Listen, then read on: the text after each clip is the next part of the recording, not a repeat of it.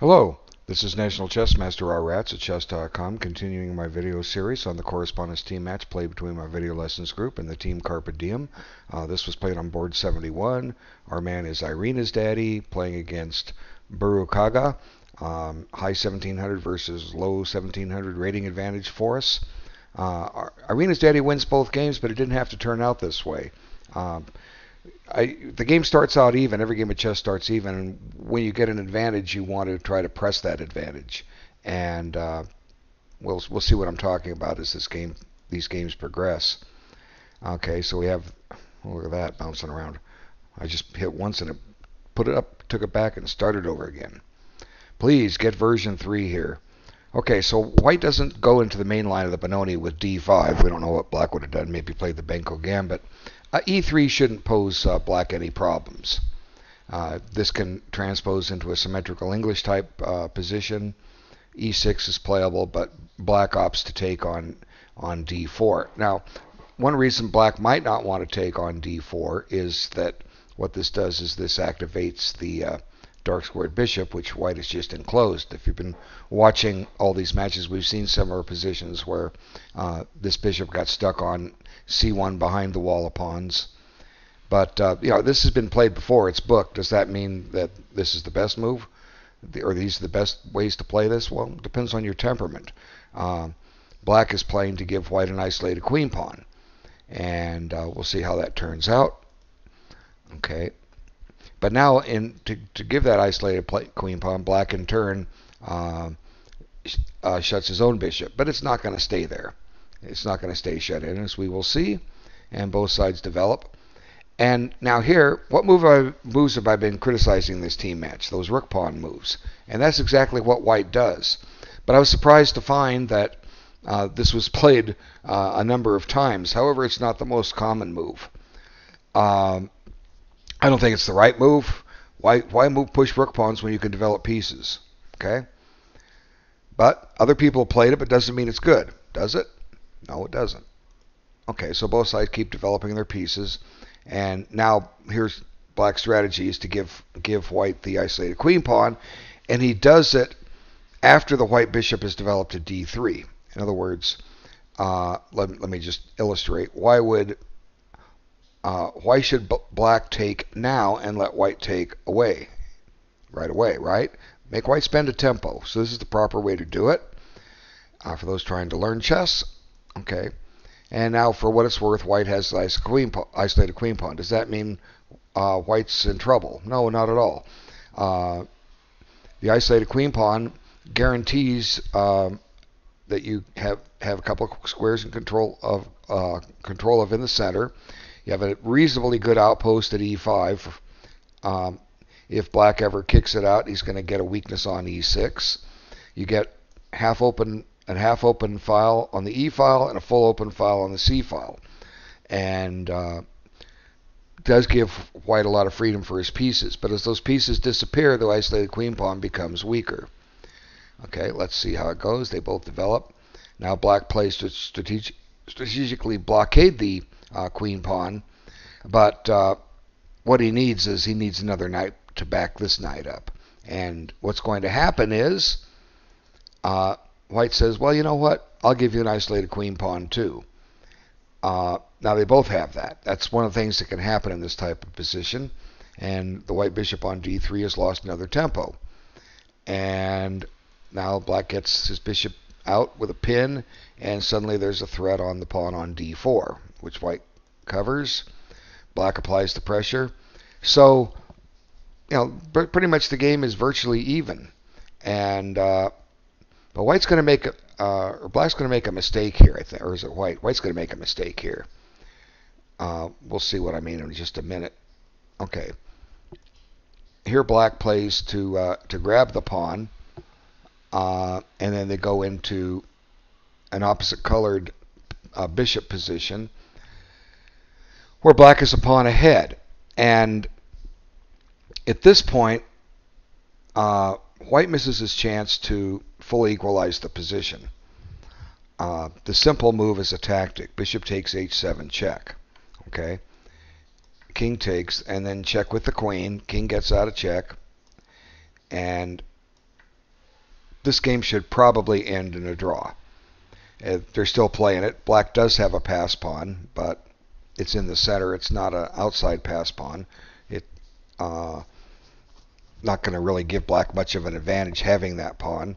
It's still a game of chess to be played, but the likelihood is that a game like this will end in a draw. But as we've seen in games of this match, we've reached a number of positions which appear to be headed for a draw, and one side makes a mistake and loses the game. Anyway, White doesn't opt to regain his pawn. Instead, whoops, hit the wrong one. There we go. Okay, White opts to stay a pawn down. Now, one thing about bishop of opposite colors is if you reach an ending with them, there's a good chance the game will end in a draw. But when there's other pieces on the board, the rule is the attacking side is a piece ahead. So I'm starting to think that Black's developing a full advantage here, simply because White didn't stop and save his pawn. Now Black retreats the bishop to eliminate that tactic, and basically White's going to have to try to prove the draw. He's just down a pawn, so he missed a chance to get his pawn back, and now he's going to have to struggle. And we'll see how it goes. Now, this looks good. One drawback, though, with it is it shut off the bishop's diagonal. But that pawn is anchored there. There's no way White's going to get rid of it. But at the same time, it's restricted the mobility somewhat of Black's pieces. But White's going to be cooperative here and help Black out in just a minute or two. We'll see. Okay, I might have put it on C8 because it's an open file, but he didn't. And they just both do a little bit of maneuvering here. And Black decides he's going to try to double rooks. White's next move is a mistake. Okay.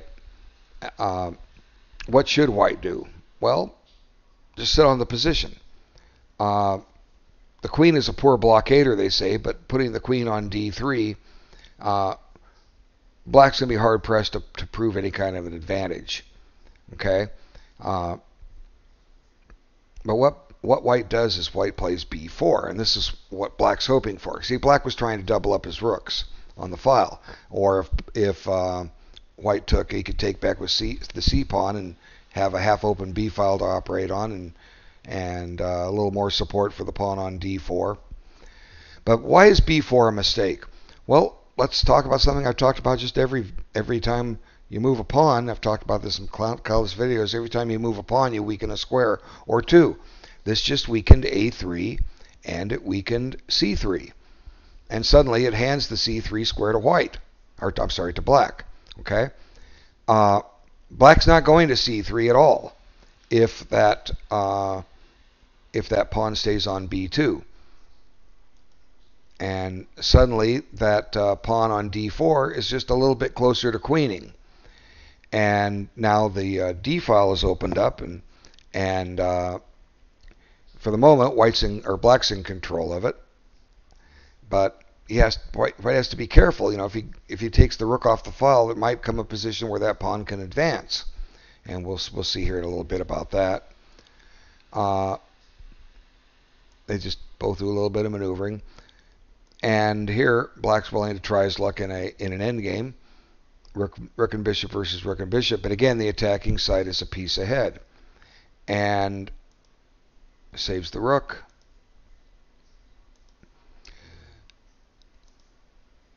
And not much has happened, but Black has that powerful pawn on c3, which is really anchored in. It's protected 3 times.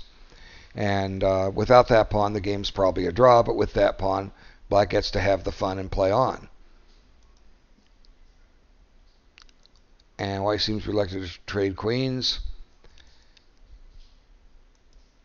But now Black's starting to get the better of it. And queen f3 is a strong move. And occupies a weak square. Attacks, keeps pressure on the rook on d1.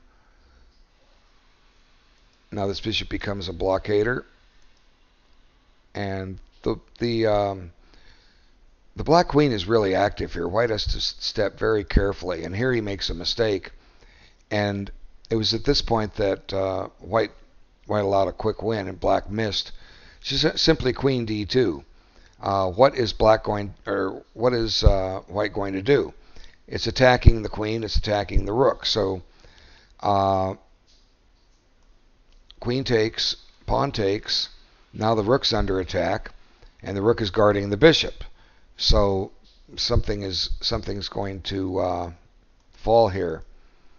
And it's important to find these wins, as we will see here in a few moves, because maybe later you don't play, if you play another inaccuracy, you let your opponent back in the game. But queen d2 seems to just wrap the game up almost immediately. White cannot avoid a queen trade unless he's willing to part with a rook, and that rook is falling with check. So, but black plays a good move. But there's a old saying: if you see a good move, stop and look for a better one. Now, I don't know how long these players are spending on their moves. There's no way to tell. And there's perfectly nothing wrong at all with this move. Black sees a tactic that if pawn takes, queen check, pick up the rook with check. Well, or not with check, but go pick it up and have a. Well, let's just take a look at it. Explain it better. Okay, let's bring the king up. Now he gets this rook back, but you see, this bishop is falling with check, and no matter where the king goes, black is going to queen with check and advance, or check with queen and advance this pawn, and the game will be virtually over. But that was what black saw. But there's no rule. That's what I tell people when they see a combination like this. See, when black captures this pawn on g3, there's no rule that says white has to take this. So white wisely doesn't take it and just opts to remain a second pawn down. Whoops, doesn't take it. He plays check. Okay.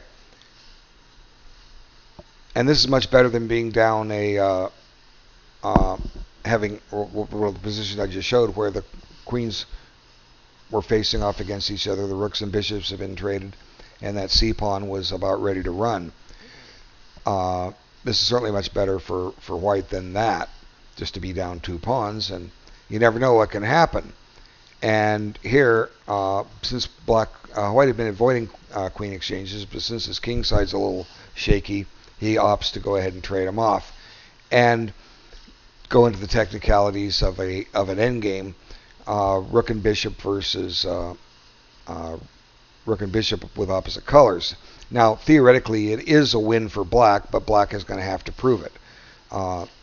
And white could have had this earlier and kept his g-pawn. He was turning down queen trades.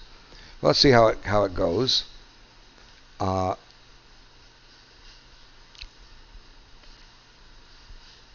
And suddenly the rook is penetrating to the 7th rank. And here's the point where I think black really fumbled. You don't want to trade rooks here, because if you trade rooks, then you reach a problematic bishop opposite color ending, where even 2 pawns down, the game can still be a draw. The correct move is to check, and even though the king comes out, where are you going to put the king? Make white proof where he's going to put the king. If he centralizes it, you might be able to attack the pawn on h1. If he goes over to the side of the board, you have a good position. You can just start improving it. Bring your king into play. Well, it might be a tactic here you have to watch out for. Well, let's go attack the bishop. Okay. Where's the bishop going to go? It's got to go somewhere. Let's put it here. Well, let's keep that bishop tied down. Let's pin it. And see, there's that weakness I've been talking about earlier, a3.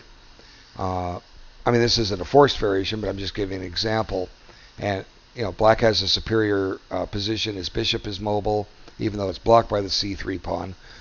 The bishop's covering both sides of the board. The rook is very active. The king is about to be active, and black should win this. So you don't want to trade rooks, because that makes it problematic. Well, he doesn't directly trade rooks. He he puts the rook on h2, attacking this pawn, which pretty much forces white to trade rooks. And now suddenly, black has his winning chances are problematic. White has great drawing chances here. Let's see how we can go about getting this draw. Well, first off, let's see what went wrong, because white's going to bungle this and lose it. White gets his king very active. I mean, that looks good enough to hold a draw, but he's going to slip here in a minute. Here's where it starts. Now suddenly the black king gets active. And even though white's grabbing a pawn, see, look at that king. And that forces white to make his bishop a very passive piece. And suddenly the black king is very active, which white did not have to allow. Now he brings his king back, but it's too late. The pawn is going to queen, and white's going to lose a piece. And white tries a little bit more, but black has all the bases covered. And here black's reply is forced to stop the pawn from queening. And now white has a threat, king b7, but black correctly recognizes the problem and sacrifices a pawn back. And the rest is relatively easy. White played on a few more moves. He didn't have to, but he did. And see, there goes the pawn, and we're getting a new queen, and the game's over. So where did white go wrong here? Well, let's go back a little bit. Let's go back to this point when black played b5. Okay, what this does is it does fix this pawn on this square. Okay, white could advance it, and maybe he should. Let's just try to get rid of that weakness. Okay, now for the fun of it, let's take here and here and here. Now, do you still want to go after it? Well, maybe not. Let's look at the maybe, and we'll try similar to what we did.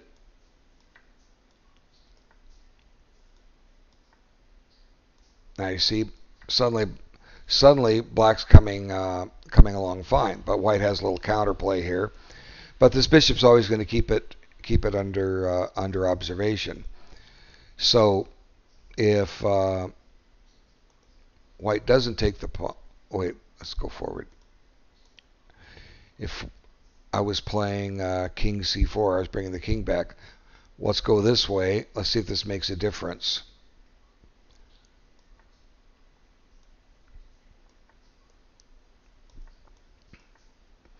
See, it doesn't seem to make a difference. Black still has this pawn under observation, and unless white can somehow eliminate all these pawns, and I really don't think he can, black is going to win. So what this tells us is what went wrong is that the king got into the black king got active. So one thing about this pawn is black can't attack it unless he attacks it with his king.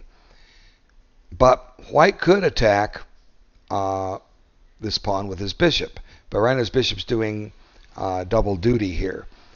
It's it's covering this pawn to keep it from running. So what should white do here? Well, for one, you have to as long as this king stays on d5, black can't bring his king into g5 until he deals with his bishop.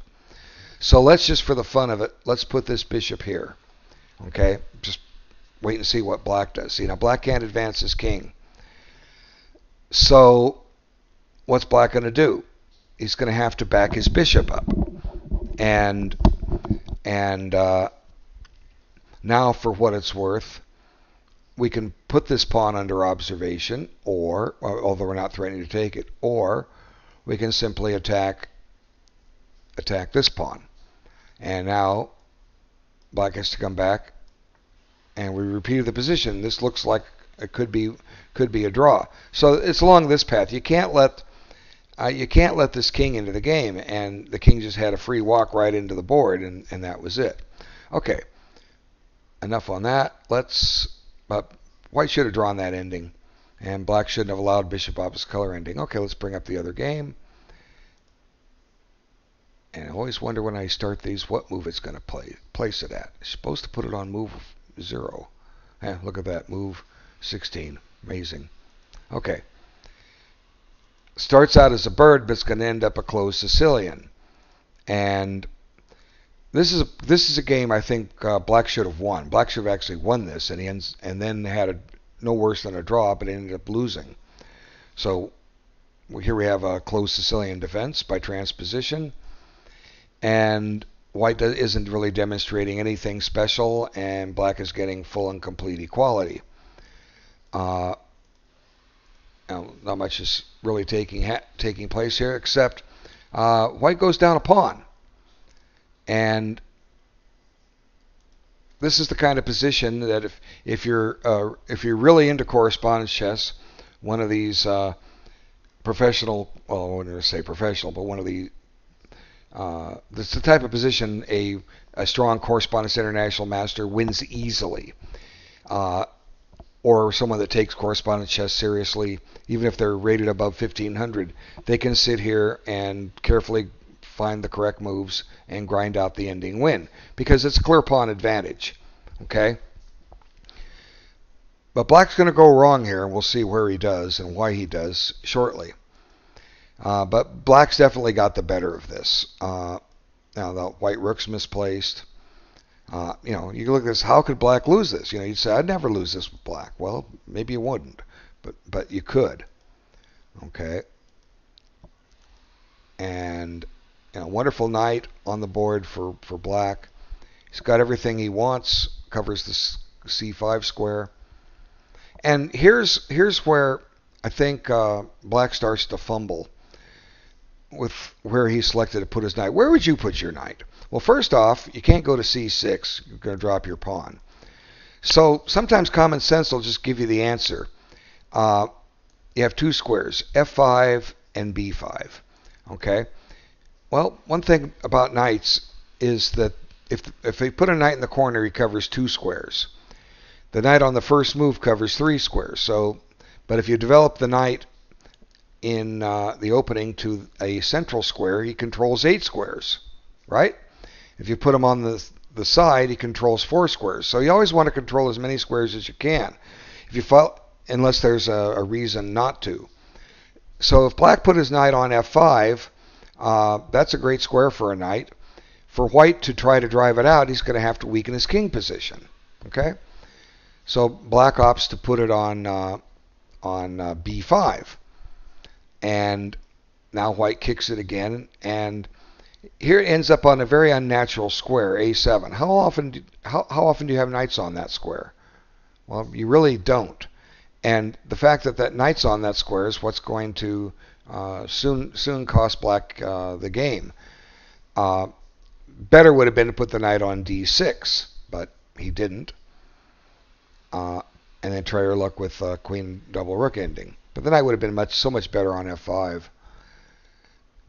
And see, black has a little trouble getting that knight back into play. It doesn't have a square to go to. So he opens up, takes a little space on the queen side. And it was this point that black needs to push c4, and that'll maintain an advantage. But black is going to bungle this here in a few moves. He never does get c4 in. And all of a sudden, white's attacking c5, and here comes a pin.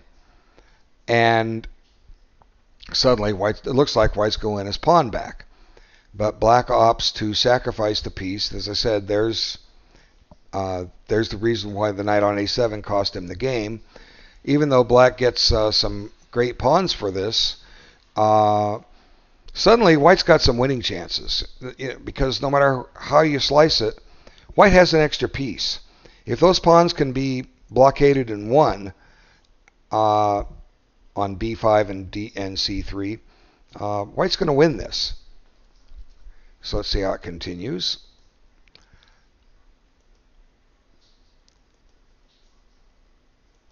And there go the pawn. Here come the pawns. I mean, it looks reasonable, but it could get awful dangerous in a hurry here. And now black wants to advance it, but he sees that there's a pin, so he weakens his kingside pawns. This is a mistake. Okay, if you just you just bring the king back to g8. White can't check on a8. It's much safer. Okay, f6, and suddenly white just throws caution to the wind and starts throwing pawns at black. So maybe that was one thing f5 induced, but black's getting pawns off the board.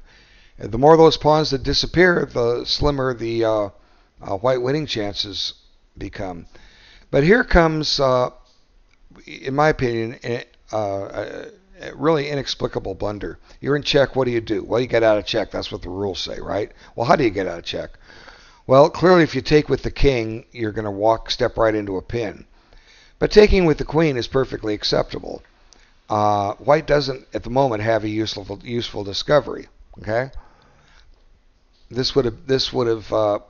white probably wouldn't have won the game, but instead, black adopts the approach that, well, I'll just win that pawn later. Well, the danger with that is that later may not happen. Later means, probably in the end game I'll collect that pawn. But we're still in a middle game, folks. Okay, queens and rooks are on the board. This is and an extra minor piece. This is still a middle game. And although black looks reasonable, suddenly white's getting threats here. Okay, here comes a check. And the black rook's in trouble. Now, you can't play queen d3 guarding everything because there's a royal fork, knight e5 check. Whoops. So suddenly the rook gets deactivated a little bit, although it is behind the pass pawn, which isn't being pushed because it could never be pushed. And suddenly the white king's very active. He has to find a new square. And all of a sudden, black's in serious trouble. That knight is going to be checking on e5, and the black king becomes exposed and can easily fall into a mating net. Let's see what happened, then we'll come back. Black opted for the lesser of the evils and took this and got rid of that pawn. But after this move, those pawns are blockaded, they're halted, and black is going to win. Black's going to lose this. There's really no hope. Rook b3, knight takes, attacks rook e2, knight takes b4, attacks the rook, keeps the pawn under watch. Easy win for white. So let's back it up. What else do you? Whoops, that's a little too far. What else do you do? If you move the queen somewhere, let's put it on f2. The reason I'm putting it on f2 is I'm keeping an eye on this knight and I'm keeping an eye on this. But like I say, black is checking now, or white's checking. So let's see. Where do you want to go? Let's try g5. Okay. Now where do you put the king? Got to step careful. Looks like checkmate to me. Okay. You want to take this? Uh-oh. Knight check. So maybe f2 wasn't the best square. Right? Where else going to put the queen? Well, let's try f4. Well, this check is still coming. Now let's see.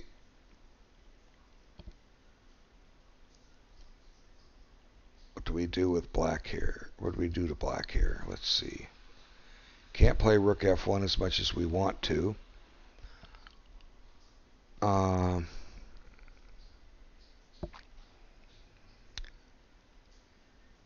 about if we play a move like queen e8? This threatens a whole bunch of checks. This king is in trouble here. He's very exposed. Black doesn't have a check. Let's get aggressive. Well, I want to be aggressive with a rook, but let's get aggressive with a pawn. Okay. Now let's see. We have these checks I was talking about. Let's check this way. That forces this king up here. And it looks like we're getting close to a mate. Let's see. Knight f3 check. We have rook g1 check. I'm probably... Oh, that'll lose the queen. Yeah, this loses the black queen.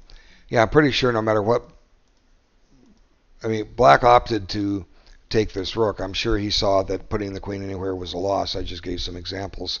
Anyway, burucaga, you could have won this game. You know, you just got a little careless putting your knight over on a7, and then you didn't take on f6. And if you do that, let's look at that one more time. If you do that, really, how can you lose this? Your king is reasonably safe. The winning chances are black's. Even if white manages to get these pawns off the board, there's a good chance that this pawn will get traded and rook and knight versus rook doesn't win. Anyway, thank you so much for your time, folks. I'll be back as soon as I can with another video. Thank you.